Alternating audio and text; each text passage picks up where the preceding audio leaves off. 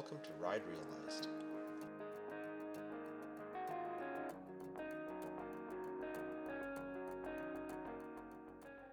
I'm not going to make this video about specs. I'm going to make it as just a general overview so you have the information you need, and then I'll post a link to the specs so you can look it up about what this thing can handle, how it's internally fused, and just generally how it works and what happens in the event of a short. I don't need to go through that. I think reading that is easier. The same with the LED lights. I'm going to just post a picture of that and you can check it out what they mean. They're not really relevant until you own the unit. It's pretty incredible, pretty in-depth, and it's so simple to install. So the Thunderbox comes in two variants. There's the TBU02 and TBU01. The only difference is these positive and negative connectors you get. So the 01 would just have one, the 02 has two.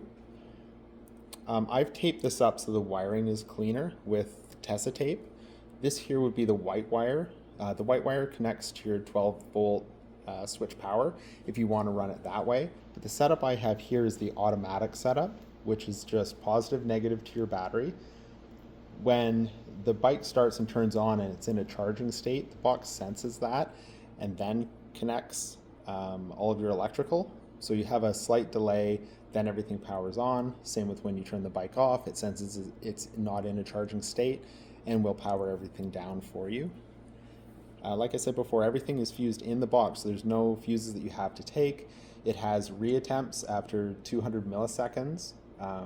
If you're, say, running halogen bulbs and it has a short there, it will try 3 times and then stop the system, and you have to do a reset process. Snip a bit off the wire and plug it in.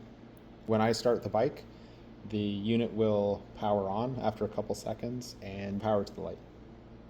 And here's what comes in the bag when you buy the unit. So you get the Thunderbox itself. You get the power blocks depending on which model you went with. Again, the U02 has 2, U01 has 1, vampire connector, and then a bullet-ended spare wire. You can either use the vampire, solder it in, do whatever.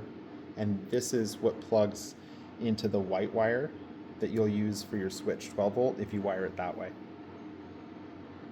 So Healtech sell a number of different electrical components. This is definitely my favorite. They also sell a waterproof USB charger that you can plug into the system. I'm going to be grabbing one of those as well with how impressed I am with this box. Any specs I will touch on, because I think they're important for a lot of people up front, is the system is run for 16 amp. It is IP68 waterproof. And on the blocks, there's 4 banks per section, or per power block. The Thunderbox has a status LED, which is right here.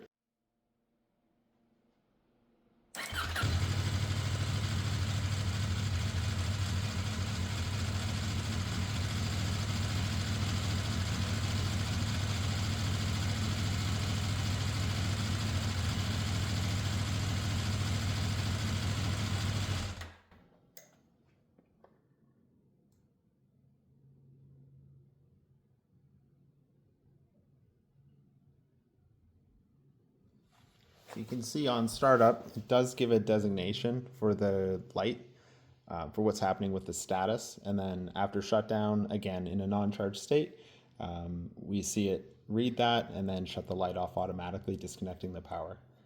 It'll have this bright green blinking light just for a little, and then it goes into its own power save mode. And then after a little while further, it will dim that light right down. So here's with everything installed. So for the grounds, I have my battery tender, the Thunderbox, and then I have the Thunderbox power and the battery tender here. I've located the fuse for it, for the tender here. And then I'm only going to use the 1 bank for now because I have 4 available. I don't need all 8, so I've hidden the other 8 after wrapping them in Tessa tape. So I've just hidden them here for when I need them. And then the box actually slips pretty easily underneath the tank. And then I have the extra in this little cubby way under the tank.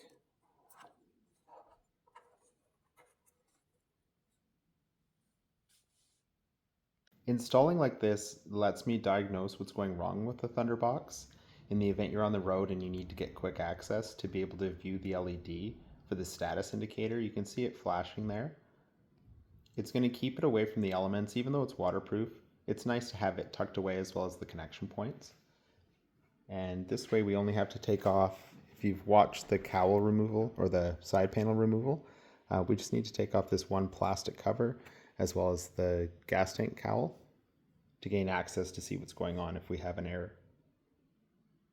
And with the stock plastics on, it gets tucked away nicely.